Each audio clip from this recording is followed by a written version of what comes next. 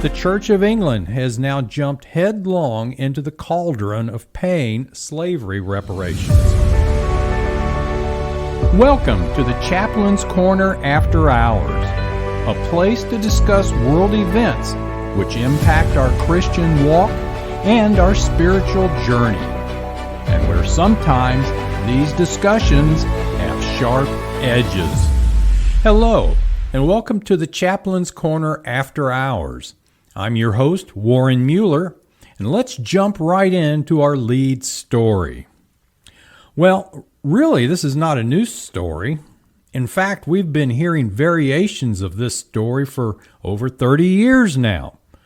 But in the last couple of years, stories about reparations are appearing ever more frequently. And now the church is getting actively involved in this issue. In this case, the Church of England. And so 1 year after the Church of England's church commissioners published a report calling for a fund of £100 million to be earmarked for reparations to atone for historic slavery, the Church of England's oversight group for this church commissioners group has recently asked for the sum to be multiplied by tenfold to £1 billion, which for us in the U.S. equates to about $1.3 billion. The Archbishop of Canterbury, the Right Reverend Justin Welby, used his 2023 Easter sermon to defend the Reparations Fund as, and I quote, "the presence of the risen Christ alive in the church," unquote. So let me see if I understand this correctly. Reparations equals resurrection. Must have missed that in my systematic theology course. Anyway, also included in the recent oversight group report were calls for the Church of England to apologize for destroying traditional pagan worship and belief systems. Let's see. Let me see if I get this one. We should apologize for carrying out the Great Commission? You mean apologize for leading people to Christ? Okay. The Oversight Group's report called on the Church of England to rebuild those pagan religious systems as a part of its reparations efforts so that descendants of slaves could enjoy the efficacy of their ancestral religions.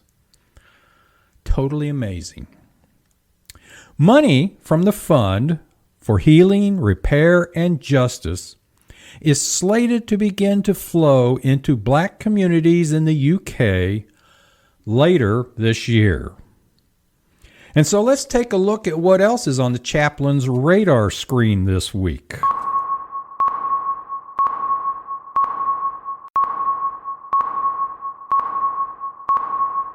Story number 2. The Nicaraguan government launches Easter crackdowns. The Sandinista-led Nicaraguan government canceled nearly 5,000 Easter processions this Paschal season. That's 5,000.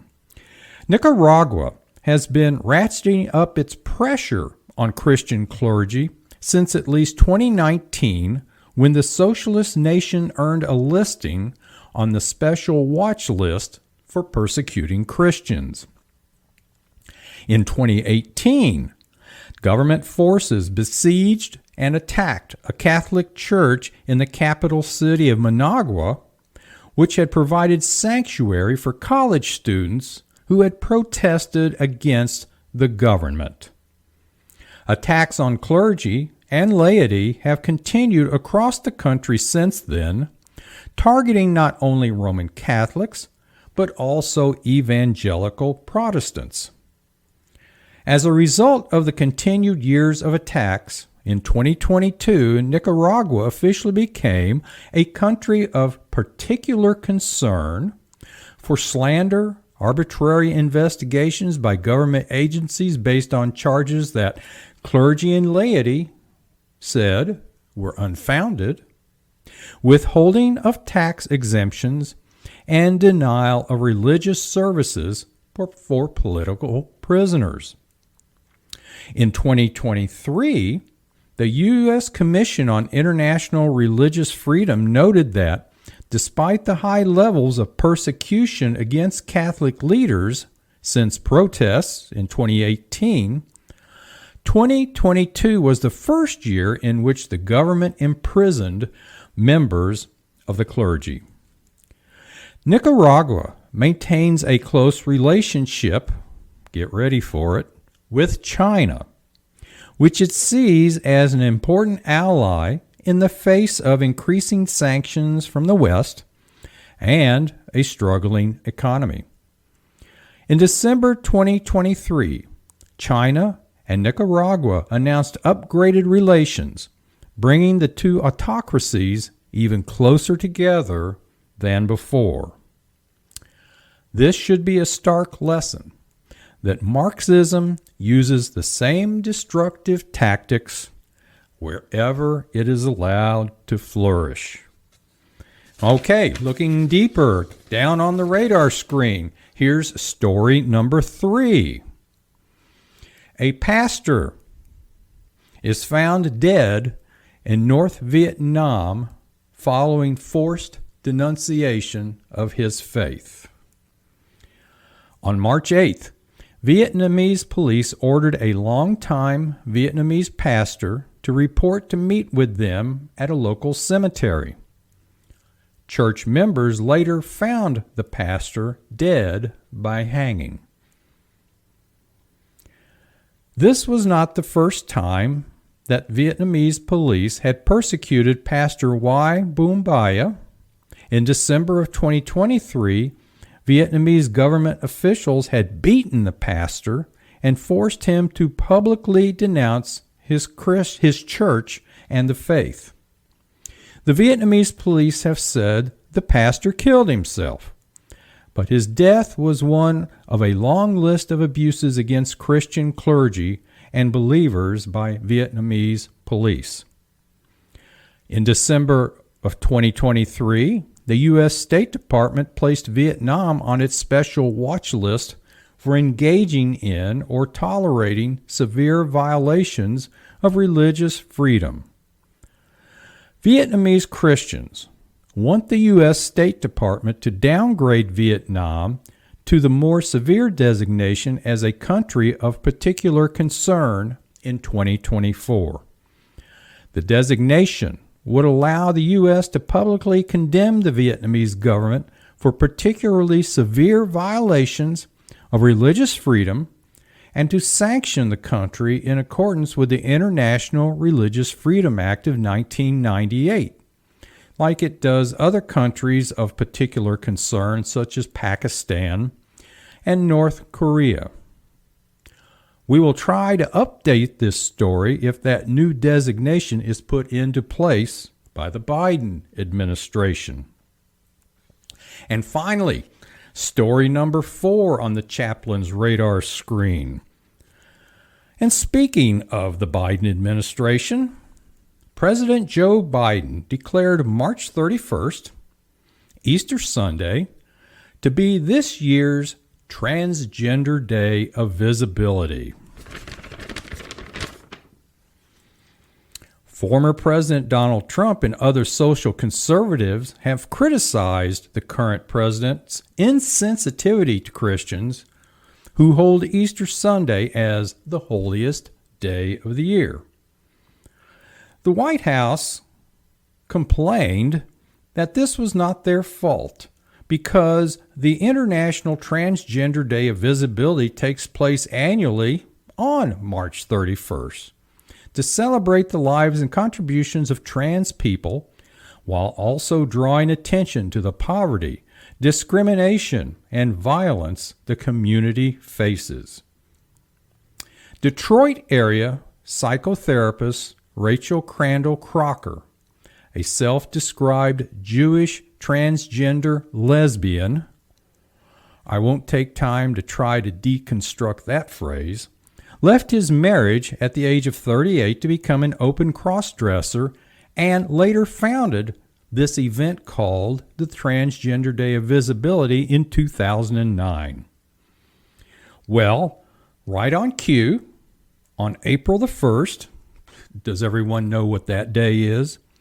Chief apologist and Democrat political strategist James Carville responded to the critics of the Biden administration and the Biden proclamation that nobody in the White House probably even knew that Easter Sunday and the Transgender Day of Visibility fell on the same day this year.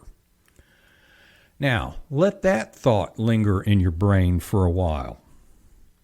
In any case, that's it for our stories on the Chaplain's radar this week. Stay tuned for our editorial segment, which follows next.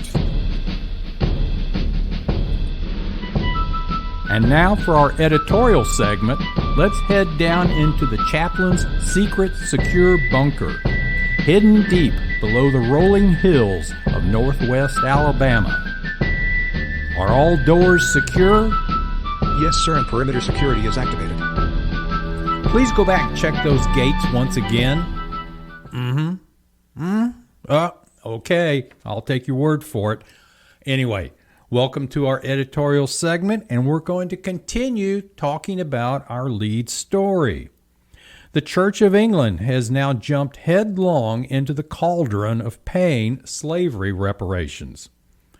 Lest anyone think mistakenly that this is a deeply heartfelt move born of intense spiritual discernment, I would like to offer a different viewpoint.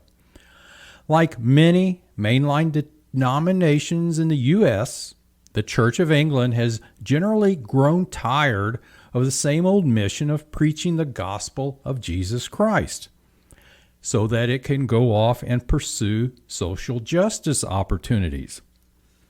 To those who have rejected the idea of their need to repent, it is much more exciting and trendy, they think, to contend for diversity, equity, and inclusion, or for homosexuality or transgenderism, or for man-made climate change. All of these social justice issues. In addition, no real intellectual depth is required to simply mouth empty slogans, nor is there any seeming accountability for the adverse consequences to real people for espousing such pure nonsense. Examples include men with periods, men getting pregnant, or men lactating, just to name a few. And finally, none of this requires a spoken faith in the Bible as the true record of God's revelation to mankind. The idea of objective truth being complete anathema to Marxist-inspired nonsense. Now, to the actual point of this editorial segment, I know you want me to get there. The Church of England has now officially added slavery reparations to the above-mentioned trendy preaching list of social justice issues. And as with all the other trendy issues, not only is the gospel jettisoned overboard, so is any semblance of the truth. Facts just don't matter. History doesn't matter. History and facts don't matter. All that matters is feelings. For the rest of us, our job is to get on board with those feelings. Now, in case you feel I'm being especially harsh here, consider this. The Church of England's position on reparations can be boiled down to these essential points. 1. Through an intentionally misguided and deceitful recitation of the history of slavery, we have decided that enormous sums of money called reparations need to be paid to persons who have never been slaves. The money shall be paid in part by people who have never owned slaves, who in fact abhor slavery and whose family trees have never owned slaves. Point number 3, white people will not be eligible for reparations, even though white people have been held as slaves all throughout history. Next point. All of this shall be done so that we can feel self-righteous about ourselves, since we no longer have any desire to preach the gospel of Jesus Christ. And these payments will atone for the fact that Christian missionaries had the audacity to risk their lives and limb to convert pagan Africans to the Christian faith for the salvation of their souls, thus doing permanent harm to their indigenous, let us read pagan, religions. So in conclusion, this is just one of those stories you can't make up. But based on the above, the Church of England believes £1 billion is the correct number needed to right the social wrongs. The Church of England is obviously another government-supported bureaucracy that has totally lost its way. And the only reason to pay any attention to it is to be on guard against the very real danger it poses to society and culture. At some point, there will be a day of reckoning for the Church of England. Not only for the actual wrong actions it has taken and wants to take, but more importantly, for the salvation damage it has done and it will do to all the souls who are entrusted to its care. As Jesus said in Matthew chapter 10, verse 15, truly I say to you, it will be more bearable on the day of judgment for the land of Sodom and Gomorrah than for that town. In the context of this story, you can replace the phrase, that town, with the Church of England. Program notes for this episode can be found on the Chaplain's Corner After Hours YouTube channel. You can leave your comments on the Chaplain's Corner After Hours YouTube channel, Facebook, Rumble, or on X, formerly Twitter. Until next time, just remember, God's in charge, and we know how the story ends.